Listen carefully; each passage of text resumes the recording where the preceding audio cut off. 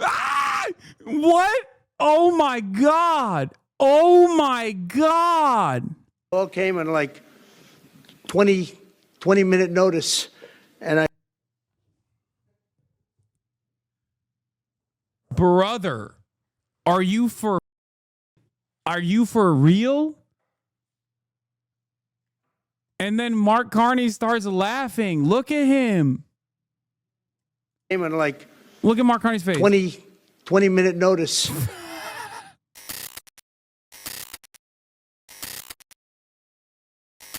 The same shit that they did, or the same exact thing that like France did, you know, but in their own way, which is, all right, we packed it up. No more gen up.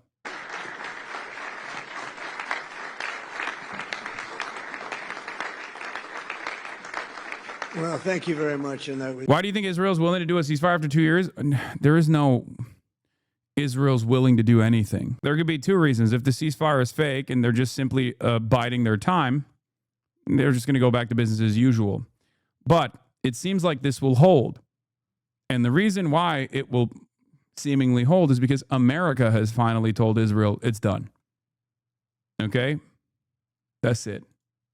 It's a great honor. I appreciate it very much, Mr. President. Mr. General, Mr. President, great General, great President, thank you very much. This is the day that people across the region and around the world have been working. What the fuck? Why did it cut? Have been returned. Together we've achieved what everybody said was impossible. There's few rows and standing behind me. I don't know why they chose to stand, but I promise I'll make it short, okay? Anyway, here, this is Barak Ravid, but Barak Ravid with the scoops once again. IDF's very own Barak Ravid.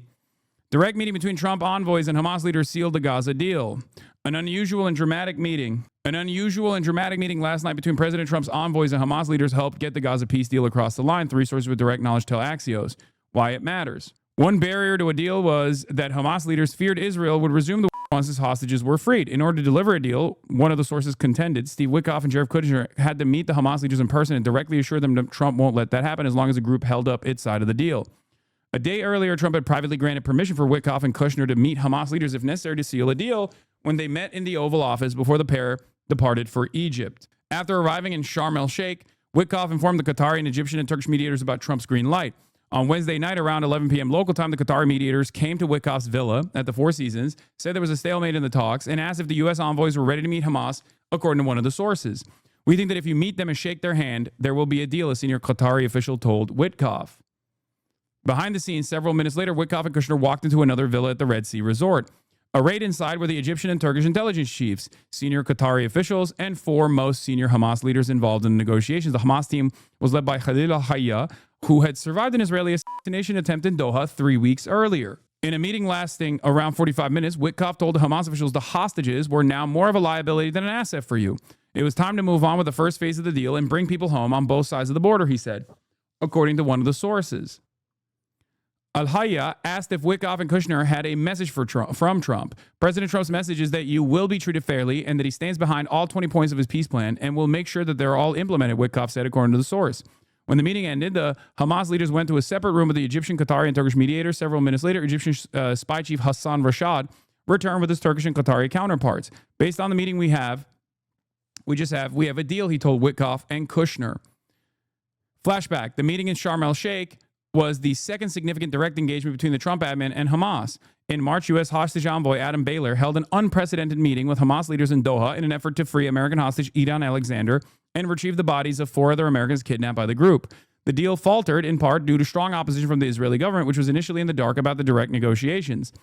The bottom line, the willingness of Witkoff and Kushner to meet Hamas leaders despite the political risks involved demonstrated to the group that the U.S. was serious about getting and enforcing a deal, one of the sources contended. This is why when President Trump's envoys gave their word that this deal will be fully enforced, they believe it. It seems to me like the barbaric monsters in the way that they were presented were seen as much more reasonable than the way that they're presented in the media, right? I wonder why. The U.S. negotiated directly with Hamas to get this deal. Just more proof of how stupid it is to avoid direct negotiations with Palestinians is the only way to get things done. Of course, MIT Mitt seems to be directly pretty involved in this, as Jeremy Scahill alluded to the interview. Yes, because Milli İstihbarat Teşkilatı, which is the CIA of Turkey, that's what this chatter is talking about, is directly involved in the talks because they're one of the forces in the region that the Hamas and all of the Palestinian resistance forces actually have to trust more than like the Saudis. You know what I mean? Like in terms of the Gulf leadership, I would say out of all the Gulf states, Qatar is the only one that has like some kind of legitimacy in the eyes of the Palestinian resistance groups. And then out of all the other regional actors, the one that they definitely abide by or definitely think would give them a fair shake, whether it's correct or not, this is just their assessment, is I would say the Turkish intelligence. Trump, I've known so many of you for so long. You're friends of mine. You're great people. I have a couple of people I don't like in particular, but I won't tell you who.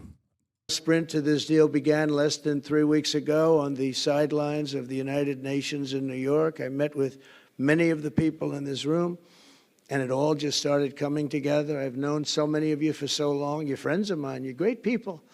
I have a couple I don't like in particular, but I won't tell you who. I have actually a few of them I don't like at all, but you'll never find out who they are.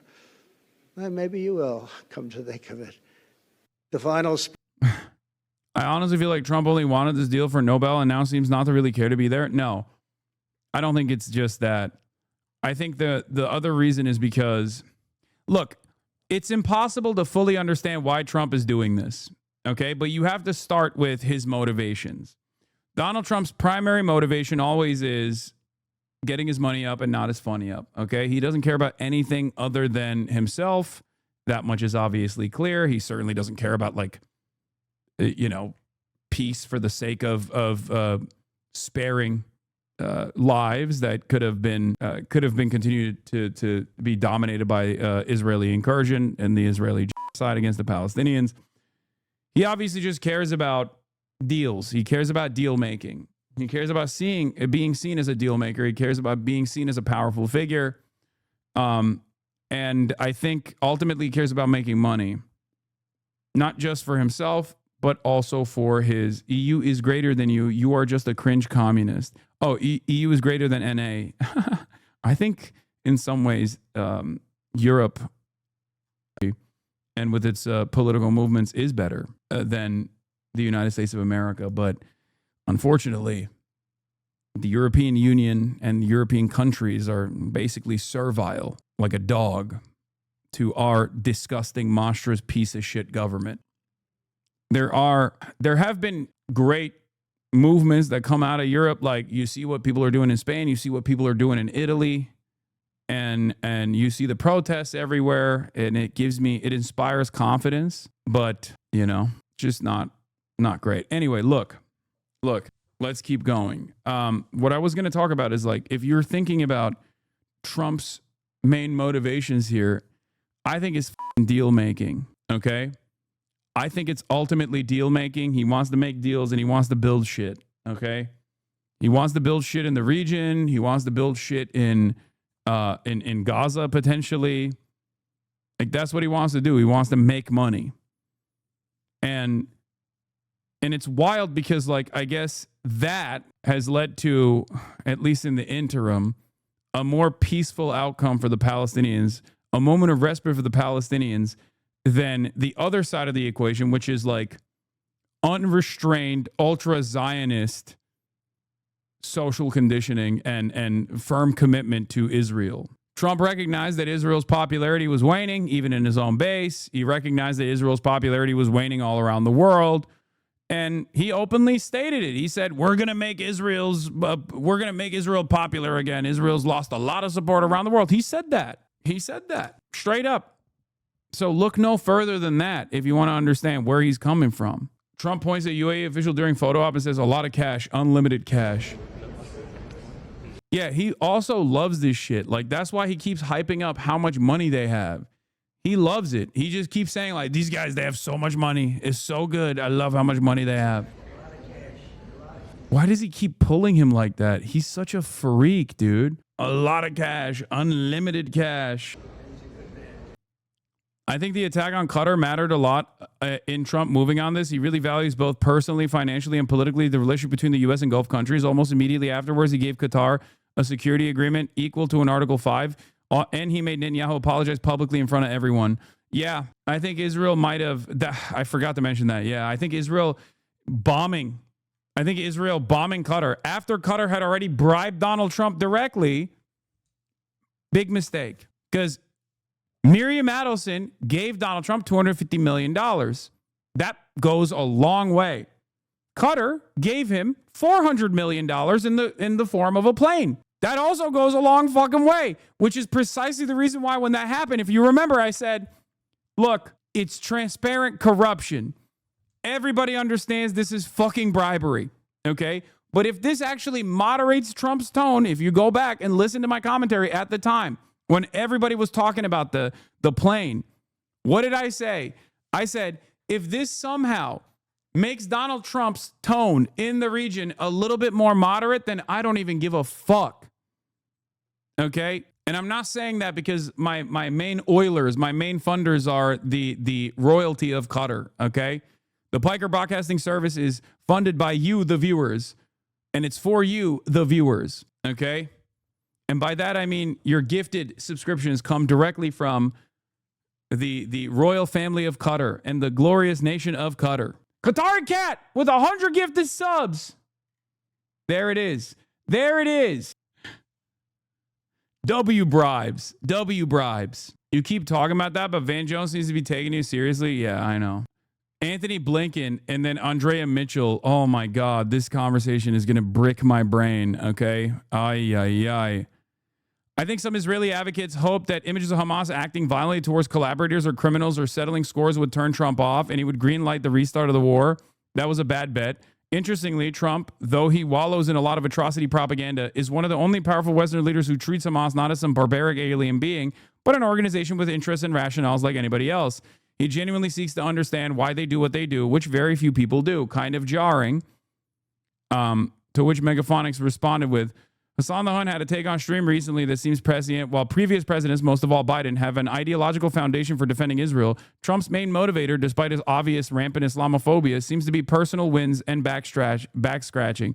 He's obviously stuck his flag firmly on the pro-Israel side for ages, but you don't push for a ceasefire deal such as this and say the things he said recently without some level of transactional detachment from the core of the matter. His interest is only for the deal to hold now. Yeah. Netflix, BBC, and others sent legal letter over Israel film boycott signed by Joaquin Phoenix, Olivia Colman, highly likely to be a litigation risk. Ay, ay, ay. All right, we're going to continue with the speech in a second. But yeah, I can't believe I'm saying this.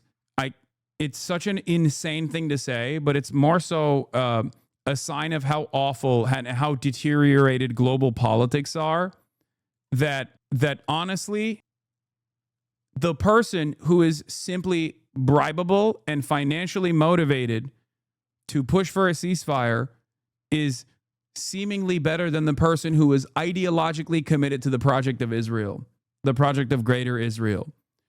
Like, even the fact that you have Steve Witkoff, who is there to speak to the Israelis, as opposed to Brett McGurk, is seemingly better. Steve Witkoff also cares about Israel, right? Like, obviously, he does. Like, in his private life, in his personal life, he does care about Israel. But he is basically Trump, right? He is there to speak on behalf of Trump. And as a person who is there to speak on behalf of Trump, while they do engage in like wheeling and dealing, and they did this with like Edan Alexander, for example, ultimately, it's obvious that like Steve Witkoff has less ideological zealotry here than fucking Brett McGurk does. Brett McGurk has worked for numerous administrations, and his job has always been to place Israel's priorities higher than even America's priorities, right? It's that simple. Sometimes guys like that are not going to be able to push the conversation to where it needs to go. The thing is, Trump outsourced the ideological Zionism to his advisors, who are ultimately obsequious to Trump personally. So when Trump says he wants something done, they find a way to make it work. Biden was personally invested in Zionism and surrounded himself with similar people, so it went nowhere. Yeah. Like Anthony Blinken, Brett McGurk, Amos Hochstein, like these guys are straight up, they've either literally almost, I think, served in the IDF, or they are very committed to the project of Zionism.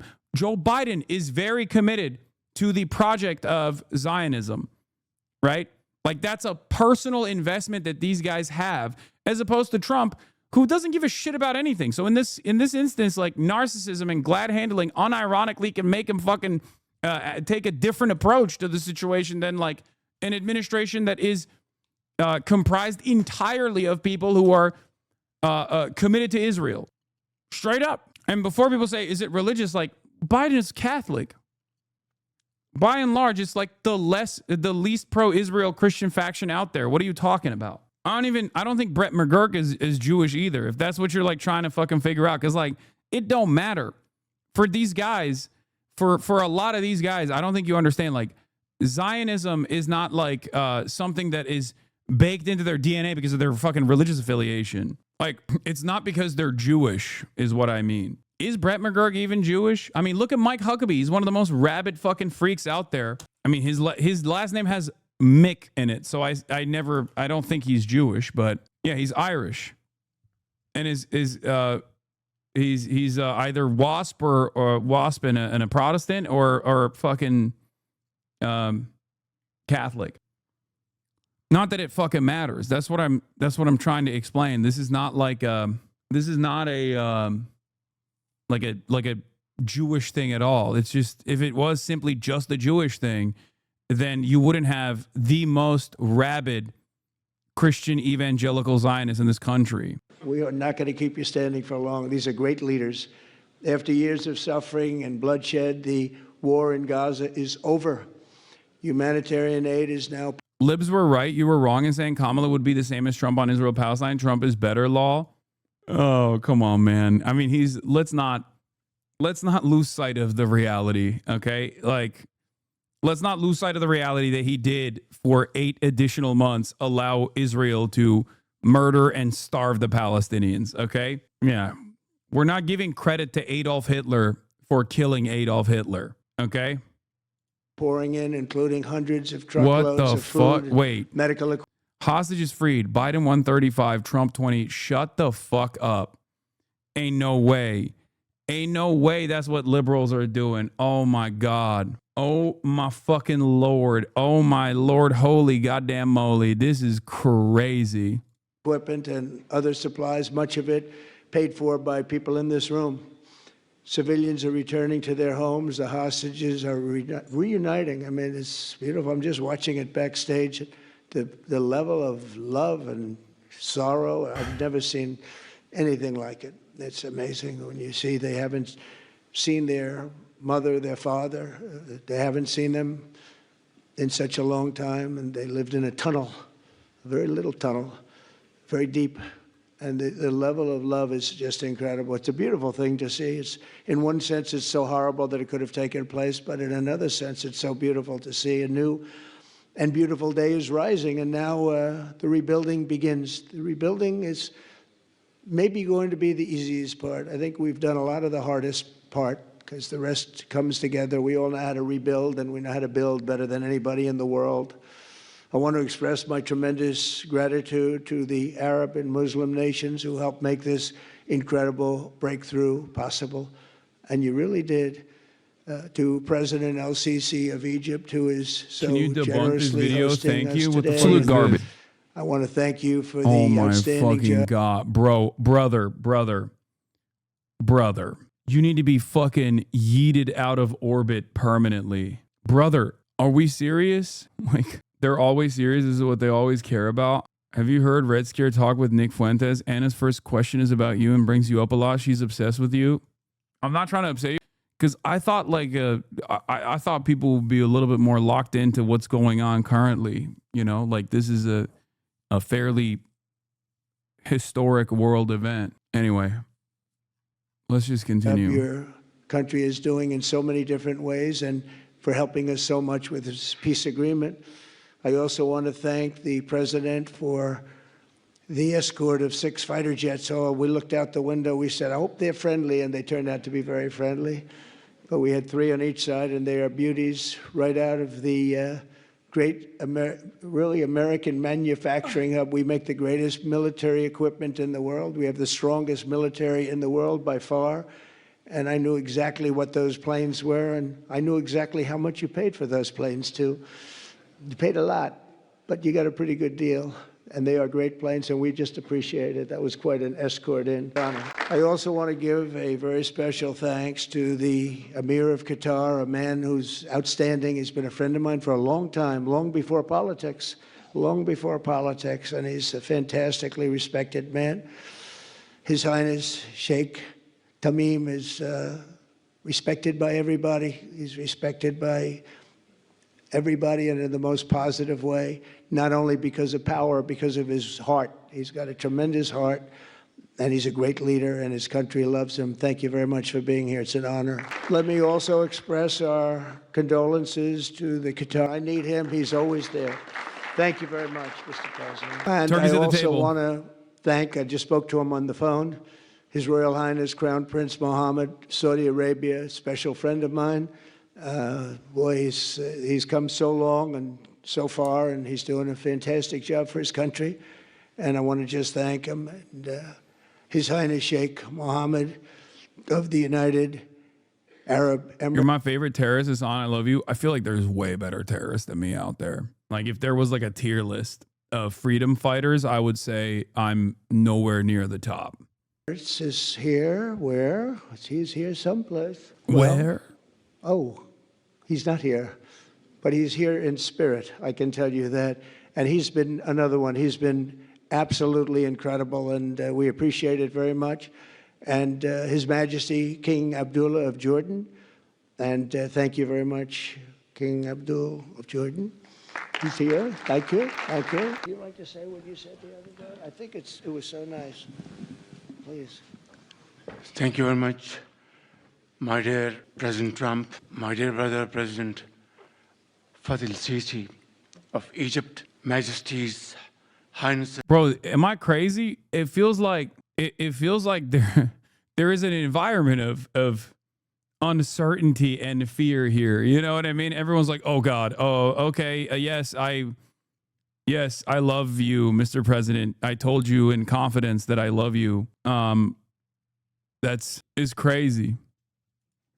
Excellencies, ladies and gentlemen, Assalamu alaikum, and a very good evening. Well, I would say today is one of the greatest days in contemporary history, because peace has been achieved after untiring efforts led by President Trump, who is genuinely a man of peace, who has relentlessly and untiringly worked throughout these months, day in and day out, to make this.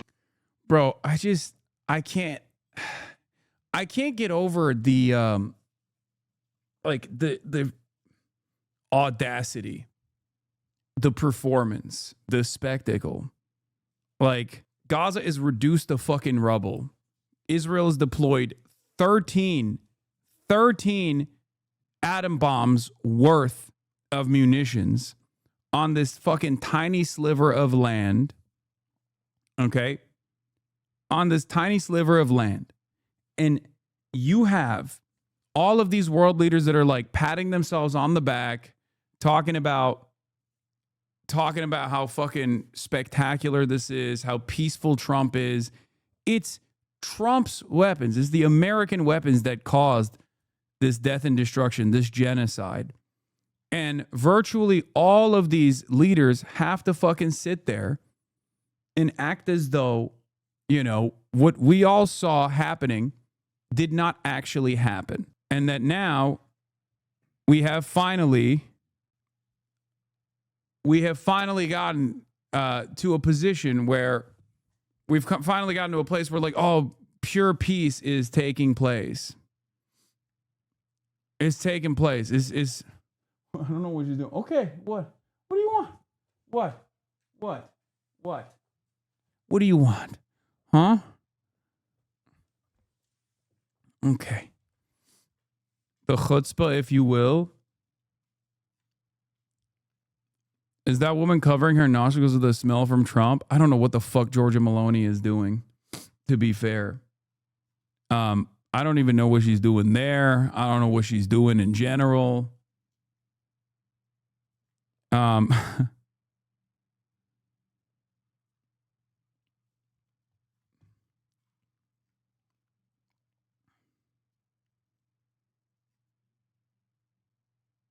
Also 38 billion.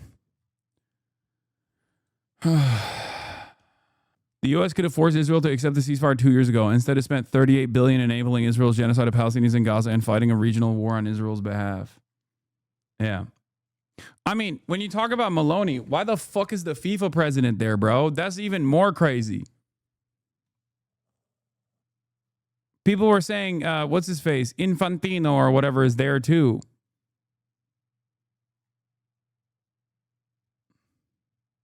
The fuck's he doing? I guess he's just like, it's the corruption summit. So he has to be there. You know what I mean? He's like, if there is corruption happening anywhere, you know FIFA has to take a role. World, a place to live with peace and prosperity. I would say that Pakistan had nominated President Donald Trump for Nobel Peace Prize for his outstanding, extraordinary contributions to first stop war between India and Pakistan and then achieve ceasefire along with his very wonderful team. And today, again, I would like to nominate this great president for Nobel Peace Prize because I genuinely feel that he is the most genuine and most wonderful candidate for peace. Okay, I can't, dude. This level of dick sucking. Oh my God, he keeps going. Oh my God. If you guys really wanted me to watch that, bro, this is porn, okay? This is pornography. He is blowing bubbles on it. Jesus Christ. I can't, I don't want to watch like all of the fucking leaders glazing. This first three rows and what's standing behind me, I don't know why they. Yeah, watch. Trump asked, where's the UK? Starmer raised his hand. Trump called him on the stage, making him think he was going to speak. Oh my God. It is a humiliation ritual, dude. Come here. Is everything going good? Very good. It's very nice that you're here. These people all came in like 20-minute notice, and I think it's fantastic. What? Oh my God. Oh my God. All came in like 20-minute notice, and I. Brother, are you for real? And then Mark Carney starts laughing. Look at him. Came in like. Look at Mark Carney's face. 20-minute notice.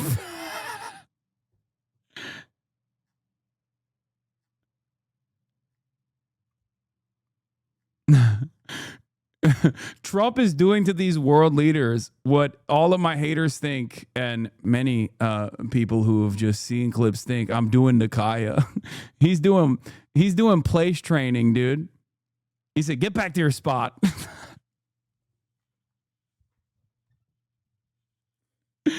God damn.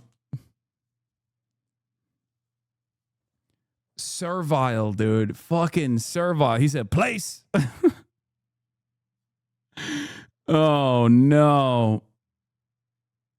Oh, Jesus Christ, dude. What the fuck? How is this any different? How is this fucking any different than like the divine right of kings. I mean, actually, explain to me how what's happening here has ease of diplomacy, has like what's going on here is America is the king of the world and everyone is paying tribute. Everyone demonstrates fealty. Everyone genuflects. That's it.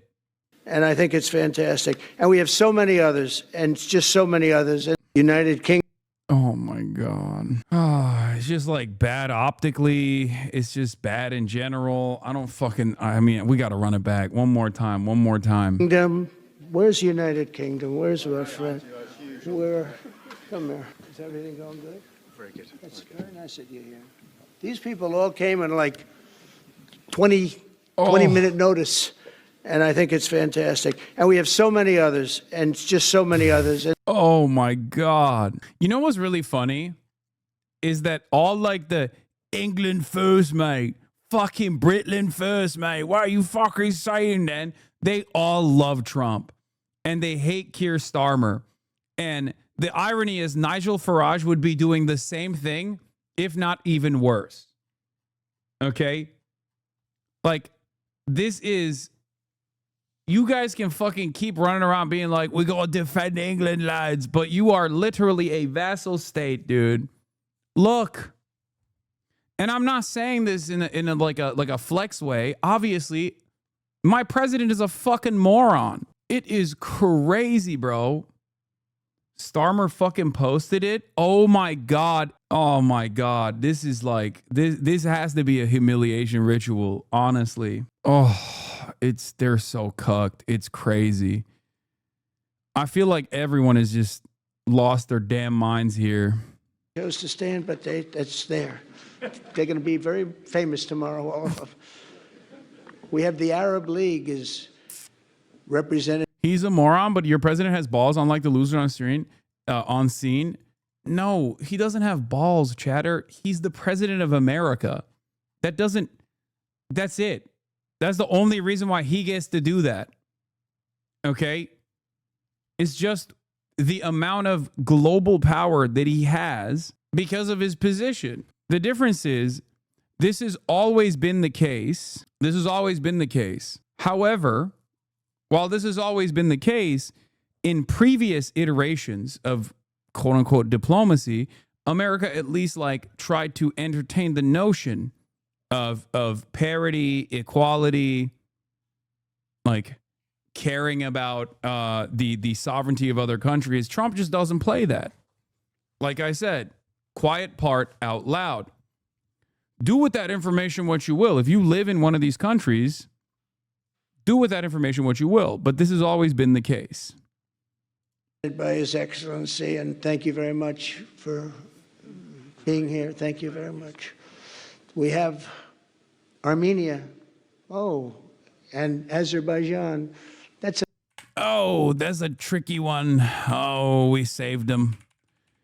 Oh yeah. He's just like is a glaze sesh only because 11 nuclear aircraft carriers Lamafao. I mean, I know that's what it is. Right, and we appreciate it, and we're behind you 100%. That's Hungary. India is a great country with a very good friend of mine at the top, and he's just done a fantastic job, and I think that. Anyway. There is something I want to fucking show you as well. Where is it? There was another thing that I wanted to talk to you about. Oh, this moment, which is crazy. This is from Eli Clifton, senior advisor at Quincy Institute, referring to what Trump said here, which once again, openly saying the fucking quiet part out loud. I actually asked Miriam Adelson, I'm going to get her in trouble with this, but I actually asked her once. I said, so Miriam, I know you love Israel. What do you love more, the United States or Israel? She refused to answer. That means it might mean Israel. Broken promises from many other American presidents, you know that. They kept promising. I never understood it until I got there. There was a lot of pressure put on these presidents. It was put on me too, but I didn't yield to the pressure. But every president for decades said, we're going to do it. The difference is I kept my promise and officially recognized the capital of Israel and moved the American embassy to Jerusalem. Isn't that right, Miriam? Look at Miriam. She's back there. Stand up, Miriam. Stand up. Miriam and Sheldon would come into the office. They'd call me. He'd call me. I think they had more trips to the White House than anybody else I could think of. Look at her sitting there so innocently. She's got 60 billion in the bank, 60 billion. And I think she's saying no more. And she loves Israel, but she loves it, and they would come in, and her husband was a very aggressive man, but I loved him. He was a very aggressive, very supportive of me. And he'd call up, can I come over and see you? I say, Sheldon, I'm the president of the United States. It doesn't work that way. He'd come in and would do. Bro, literally, this is like, listen. Think about what he is doing to all of those other world leaders.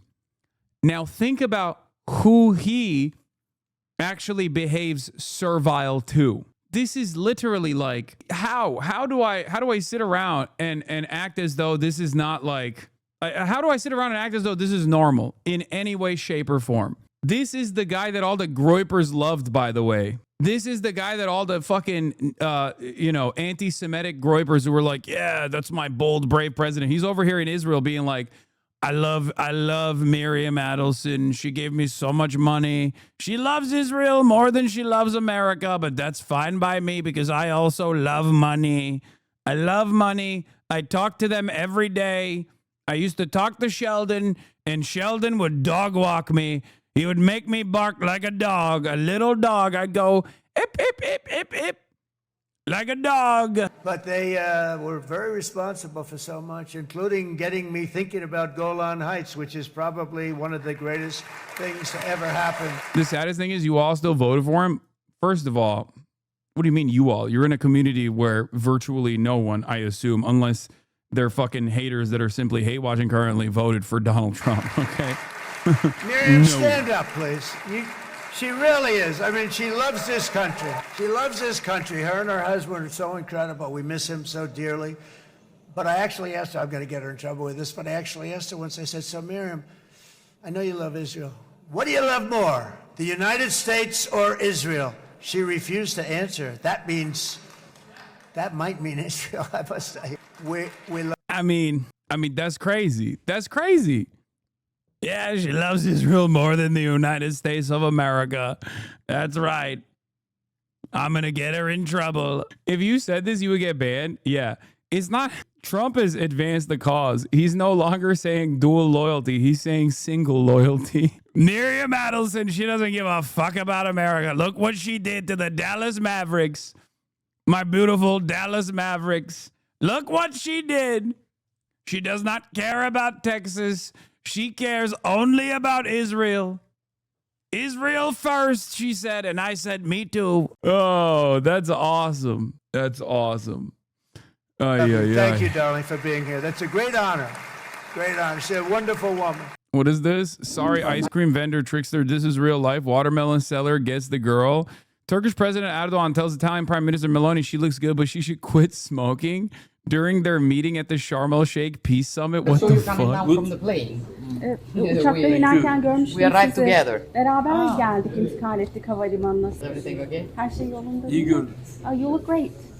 Oh, thank you. Ama Very kind. sigarayı bıraktırmam lazım. But I have to make you stop smoking somehow. I know. I don't want to kill somebody. Yeah. He just straight up said, yeah, no, she looks great, but she got to stop. I got to make her quit the cigarettes. That's what he said. That's like a direct translation. Bro, why did he grab Macron like that? Dude, you have to remember, for a lot of these guys, they love, especially Erdogan loves doing the alpha shit. It's the same reason why Trump also pulls you in when he's like shaking people's hands. If you notice, like he did that with the UAE guy. Erdogan does that all the time. Sometimes he'll even like grab your finger like this and just clasp onto it. It's very weird. But it's all like a power play for these guys. And when you think about it, he's got like grandpa strength too, probably. He's got grandpa grip strength. The way they interact feels insane for heads of state. Erdogan is 70. Why his mannerisms that of a 100-year-old? I think being in charge ages you quite a bit. You. Galaksi liderine bak be. Reis. Erdogan. Anyway, there's always someone with a bigger dick in that fucking room. And obviously, while Donald Trump seemingly has the dominance over every single one of these nation leaders, ultimately, the guy that he is servile to is money first and foremost, and seemingly money coming from Miriam fucking Adelson. Pakistan and India are going to live very nicely together, right? That's not a very, they are. And they're two great, I'd say, leaders, great leaders, as far as I'm concerned. Indonesia, we covered, and I just want to say that... this is Erdogan doing the finger grab. This was to Macron, I'm pretty sure. Yeah. Macron tried to win the handshake battle. Erdogan turned it into a judo move. He does this all the time. It's so fucking stupid. It's so dumb. The New York Times, Atlantic, WAPO, CNN, Guardian, all others have refused to sign Pete Hegseth's new rules on reporting from the Pentagon. As far as I can tell, only OAN has signed it. I guess this is Hegseth waving goodbye to their access to the Pentagon and other... Oh my God. I can't believe that this is like... It's a real dire state of affairs when I feel like it's a moment of solace to cover international politics as opposed to our domestic politics, because our domestic politics are so fucked that sometimes American foreign policy, which is death, destruction, and genocide, seems more stable. A real sign of the times, dude. Everything is so bad. I don't know how else to describe it other than everything sucks. And I do feel like no one is aware of how bad things truly are. People are just sleepwalking. They are completely oblivious. That's a big country, a powerful country. It does AKP'liler bunların editlerini yapıp internete atıp bakın ne kadar güçlü galaksi liderimiz diye övünüyorlar. Mesela Hakan Fidan'ın sert bakmasını editleri falan yapıyorlar. Oh my God, they got aura edits for the foreign minister Hakan Fidan. And then also Recep Tayyip Erdogan. Apparently they say he's the leader of the galaxy.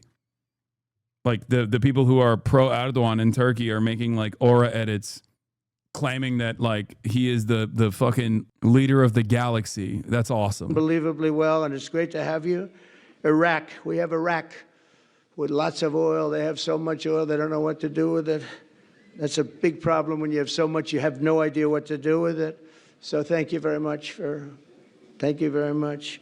Italy, we have a young woman who's, I'm not allowed to say it because usually it's the end of your political career if you say it. She's a beautiful young woman. Now, if you use the word beautiful in the United States about a woman, that's the end of your political career, but I'll take my chances.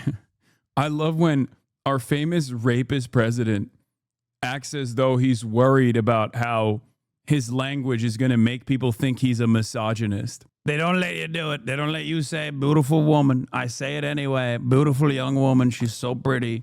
She's so beautiful. Like, what are we doing, man? What the fuck's going on right now? Very successful politician. We have Norway. Oh, Norway. Norway.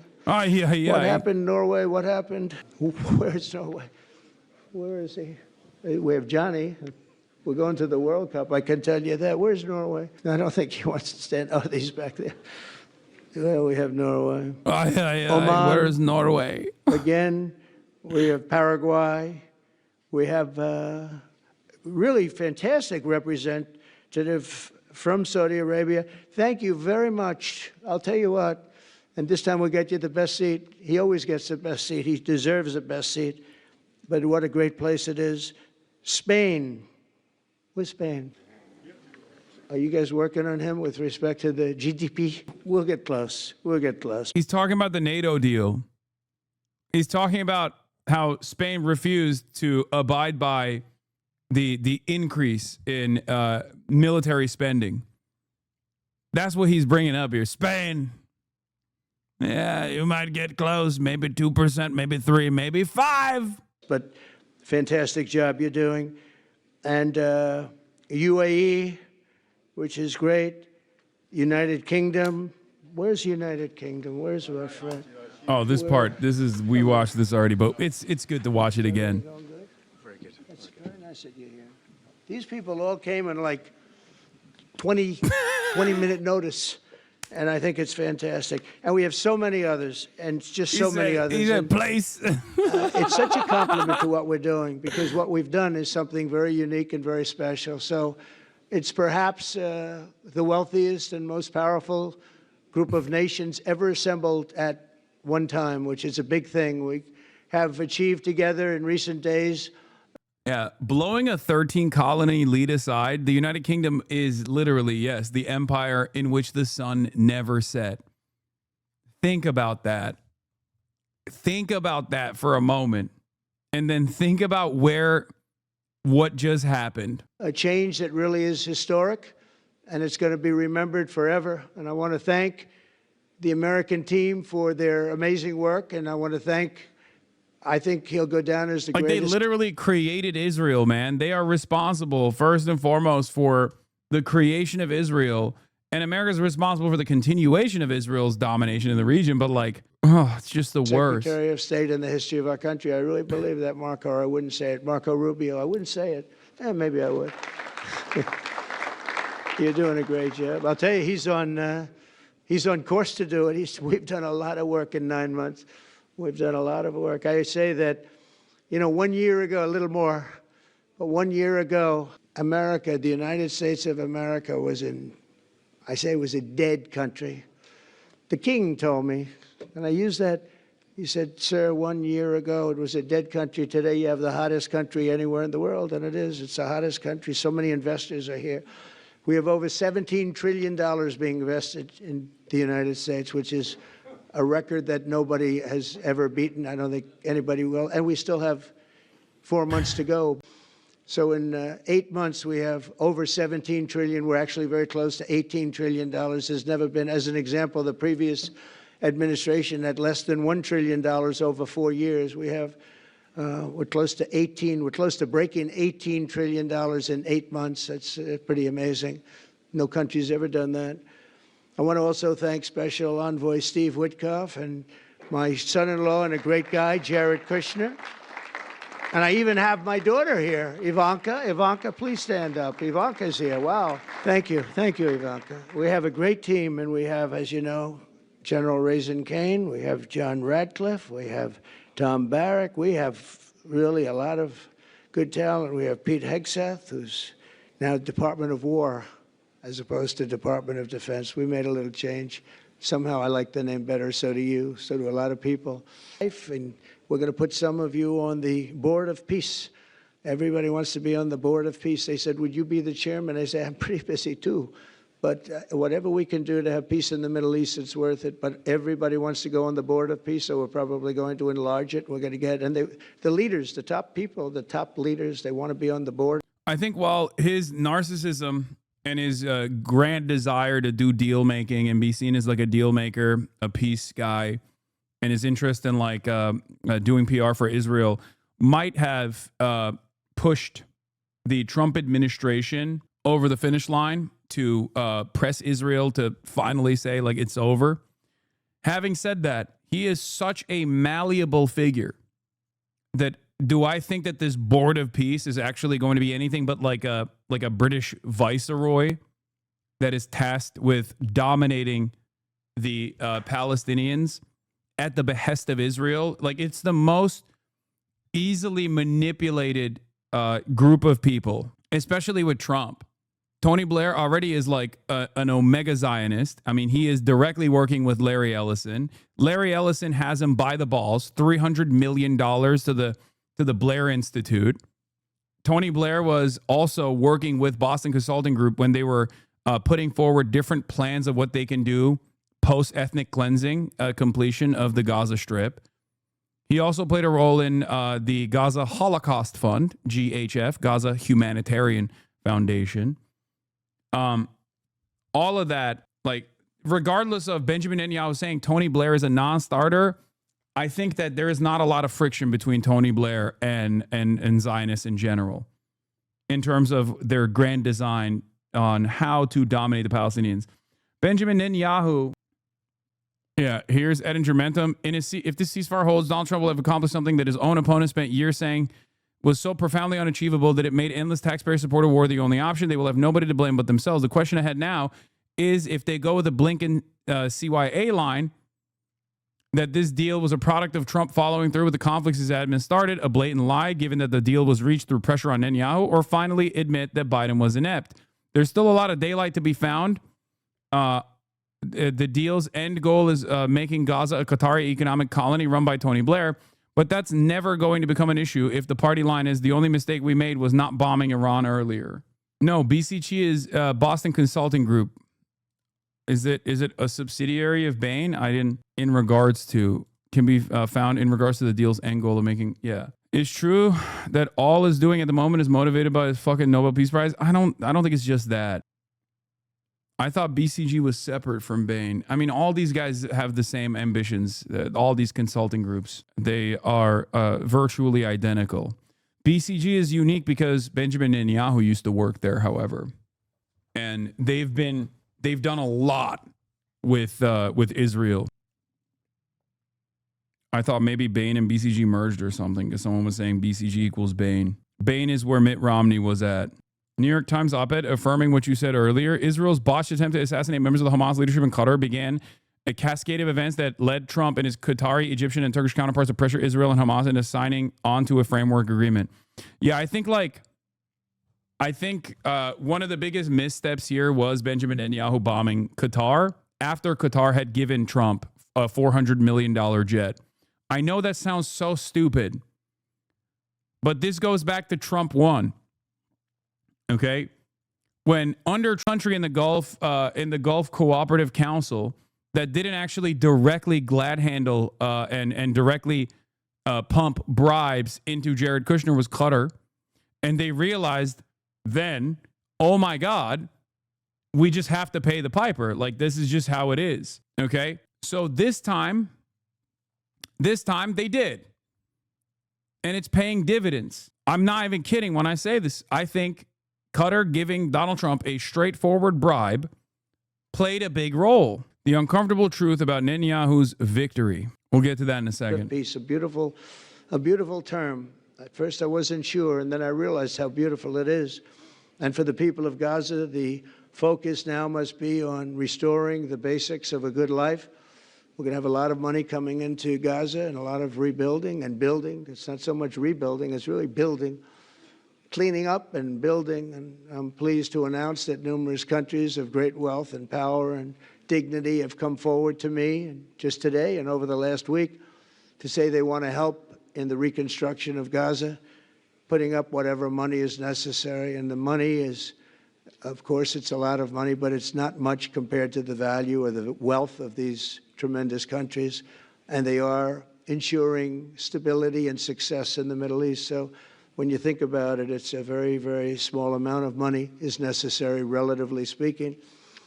And as those commitments are made, I'm going to let the world know who is doing it, because they really deserve great credit for doing it. And they're going to do something that's really monumental. This is a monumental day. This is a monumental moment in the history of the world beyond the Middle East. We've all agreed that supporting Gaza, it's a very important place in the world, means so much. There were so many people who said the Middle East has been going for many, many decades. I've read it many times that World War III will begin in the Middle East. It's not going to happen. That's not going to happen. There was a time that you would have thought it could have, but it's not going to happen. There won't be World War III, hopefully at all, but it's not going to start in the Middle East. We're not going to have a World War III if we're smart. There'll never be a World War III.